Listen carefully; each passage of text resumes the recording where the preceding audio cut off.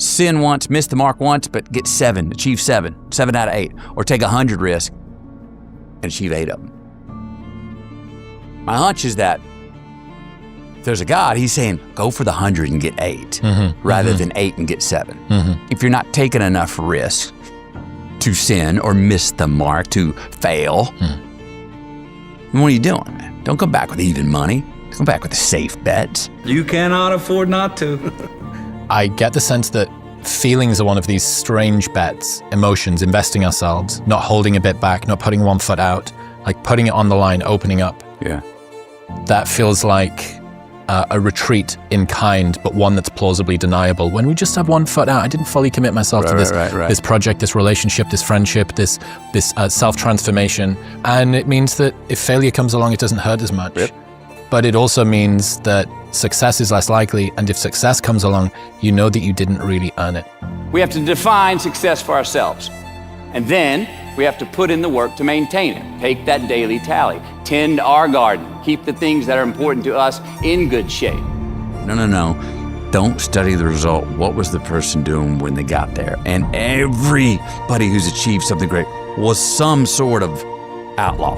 Yep. Some sort of hustler. Out of balance, out of whack, dark times. Whoa. Airstream. Still wakes up in the middle of the night and glad they're wearing a mouth guard because they'd have chipped all their teeth with that fucking nightmare they were having about those things they did back then. I'm one of those. Prioritize who you are, who you want to be, and don't spend time with anything that antagonizes your character. Let's carry on and trust and be ready to do the work to say, we're not gonna just let that slide anymore. No, make a sacrifice today. Sacrifice a plastic ring today for a gold crown tomorrow. Sacrifice something today for more freedom tomorrow. Sacrifice something today for a possible healthier future for your kids. Be brave, take the hill, but first answer that question, what's my hill? Whatever your answer is, don't choose anything that will jeopardize your soul. You've got this great line where you say, so many people are obsessed with how to live longer instead of how to live better. How do you come to think about that? I'm for it, the longevity. I'm for it. But in the pursuit of it, are we measuring quality of life along the way? Some people aren't. And I personally don't want to have the highest number, but then go, oh, that wasn't any fun, or I didn't enjoy that, or that sucked. Profit measures quality with the quantity. So I'm saying real success is when you have profit. Well, really great longevity would be for those quality years, quality time left in this life. I also say that because while I'm not looking forward to it, I'm not really afraid of death or dying. I'm not looking forward to it. I'm shaking my boots if I'm face to face with that great white. You know what I mean? I'm not looking forward to it, but I see it as obviously it's inevitable, and obviously I personally see it as hopefully a comma, you know, not a period. So tomorrow is not today's measurement when the misery is bad enough, right? These people don't have to the suffering consideration. It's a privilege, man. I'm trying to put food on the table right now. I'm paying my rent tonight. You want to talk to me about investing in my future? And I say, and that's part of what faith and religion are for, to help those in misery hang on to a hope that will most likely not be served them in this life, to sell them belief and faith that they will be served in the next. And what if there is nothing there, man? What if there's nothing to hope for? What if there's no next? I don't know. But either way, in misery here or without a heaven there, not having any hope or faith in anything is a certain way to remain where you are forever. But if you can find something that you can keep going, something that no matter how small to look forward to and continually have faith in and chase, well, then your life here is gonna be better now, heaven or not. Let's go to the dream. Let's flip that script. I always have gone from nonfiction to say, let's make that the dream. just keep living. Art emulates life. Let's go to dreams. Let's go to poems, prayers. These are pursuits of an ideal beauty. These are in between the lines. This is in between the math. This is not academic. This is not intellectual. These are ideals that we pursue, the beginner's mind that we have as a child before we know worse. And I don't want to be ignorant. I don't want to be foolishly optimistic. Let's look to those and believe that we can still make those real. I grew up only knowing sort of the courage of the persistence. You're resilient, endure, get up, dust yourself off, go. The problem with that, the Achilles heel with that is if you get up and you have the courage to keep on going every time and get up and dust yourself off, you make the same mistakes each time around because you never backed up. To have what I've now learned and still learning is the courage to go, no, I'm gonna let some people pass me in the race right now because I'm gonna look at why I keep stepping in that damn same pothole and twisting my ankle, the same spot. Why I keep failing when I try to get that next spot in this relationship. There is a unique sort of circle of hell that is reserved for when you keep on making the same mistake over and over again. That you've done it, you've had to pay the penance, say that you're sorry, and then arrive straight back at the same place. Yeah. I think there's a hell in the mirror. Then I think it can become a living hell. Like I got that poem in there, Daymares. I love that one. I do too. You know, nightmares suck, but at least you wake up. And they're over. It's the ones that stick with you when you wake up and go through your day that are right there. Those are the ones. That's the living hell. I think that's what you're talking about. And you repeat offend enough, word gets out. The circles gets out. People doubt you. On your approach, you're like, yeah, but don't do this for this guy. I mean, all of a sudden, you're going places and you got to look over your shoulder. You got to see who's there that I didn't pay back. Who do I owe? What bridge did I burn? What person did I betray to get where I am? That's a life. That's a living hell. In the modern world, you can move from city to city. At least you can, in some regard, leave your reputation behind. However, if you lose your reputation with yourself, if you no longer trust you, I don't keep my own word. I know that I'm not a trustworthy person. I keep making promises to myself and to other people, and I keep on breaking them. I keep doing something that hurts other people, or the same person. They don't trust me anymore, and I don't trust me anymore. The rom-com time, that was definitely me doing the work I was doing and only being able to do the work I was doing and offer the roles I was getting in the rom-coms was eating at me. Because I felt like life is good, man. I make good money. Feel like I can roll out of bed and do one of these tomorrow morning. Well, that's cool. I'm the go-to guy for this. I was countered by, I had met Camilla, fallen in love. She's now pregnant with her first child. My life was extremely vital, and I was alive, cried harder, laughed louder, felt more joy, all those things. But my work was like, all right. And I was like, well, I wish my work could be as challenging or as vital as my life. And I remember looking in the mirror going, well, be glad right now. Appreciate that it's not the other way around. But can I have my work challenge my lifestyle in this vitality? Yeah, if I do some dramas I want to do, well, those aren't coming. All right, if I can't do what I want to do, let me quit doing what I was doing. Now that was, it was definitely courageous. I did honestly think I'd written myself a one-way ticket out of Hollywood. People close to me, basically almost everybody besides my wife was like, what is your major malfunction, little brother? You got it made.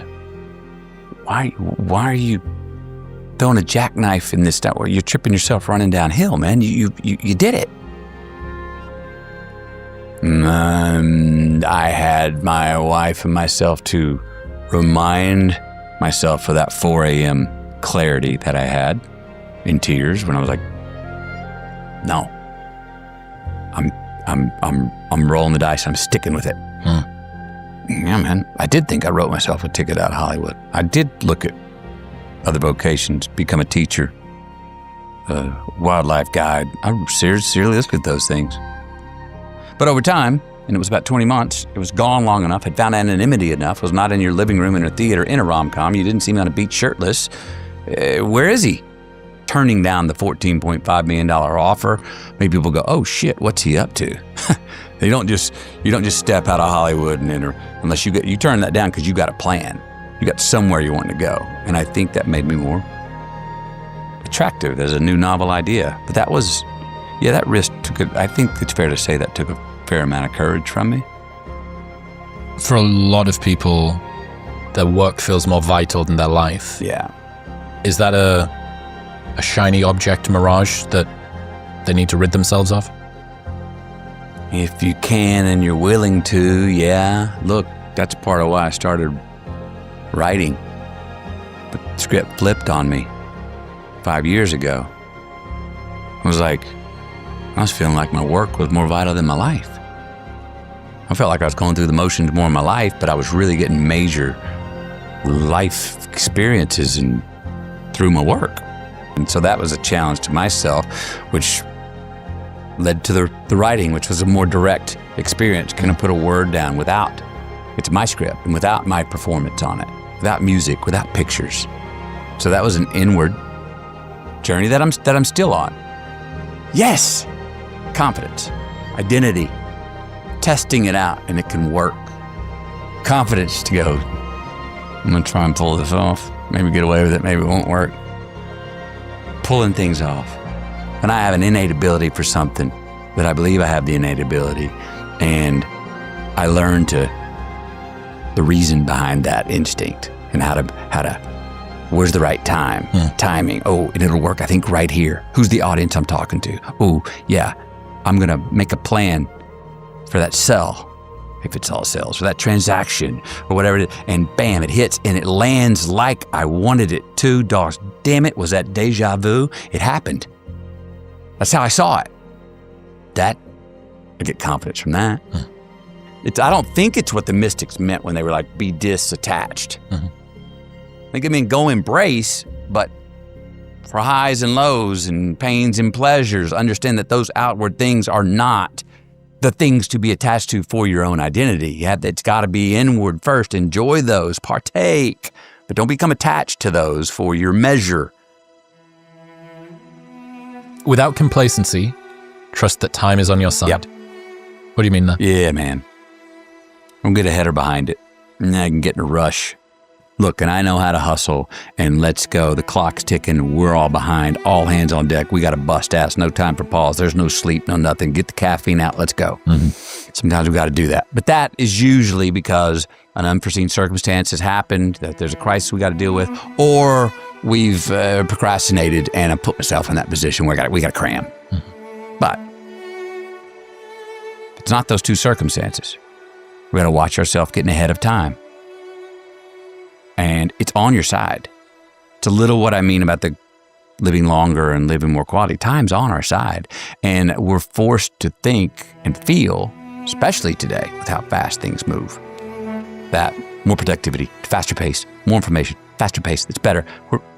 We're ahead of time a lot. But time's still moving at the same speed. And they're not given more than 24 hours a day, even though me, like a lot of people, are looking for more. There's not any more unless you just want to change your workday. And some people do. Me, I need my 9.5 hours sleep. If I want to say I'm getting 4 hours sleep and get 5.5 hours more of a workday to be more productive, I would, but I'm not making that trade-off. It's on our side. And when we're feeling like we're dancing with time, I know I'm usually getting more done at the same pace. It's the John Wooden, a great basketball coach for UCLA. Be quick, but don't be in a hurry. That was his note to his basketball players. Like, be quick, but don't be in a hurry. You will miss things. You know, it's the Lego set, man. And you sit there and you get in a rush. You don't read the directions. You get to the end and you've got 12 pieces left. And you're like, shit. Because you got in a hurry. You got ahead of time. Instead of just that feeling of, I've checked out what I need to do and it's all adding up and this thing's built right and the foundation's right and boom, there's the last piece, it fits. Voila. It was with time. Time's on our side. It's not an enemy. The end. Death is not the enemy. I do believe that part of, not in a rush to get there and we want to stave it off sometimes and that it can be a screaming fight. And partially denial can help us get there. I understand that, but still, it's on our side. It's going to happen. And since it's going to happen, and that's non-negotiable, might as well go, well, I'm not going to rush to try and make more of it than there is. I want to try and spend the time I got as well as I can, produce, succeed, achieve, well, whatever those things are, but also at a pace that I'm me, that I like to dance to. I like the give and the take. I like the reverb. I like the cause and effect of how things are happening at this pace. How are we orienting ourselves now since time is speeding up so much faster with AI? I want to ask you this with AI, and I mean this is an objective question. With AI, with all these podcasts, with all these wealth of information that people can get at all times, and no one's listening to music anymore, they're listening to everybody talk about this and reading up on this, and they're finding out the answers in 10 seconds that would have taken them 10 days to get before.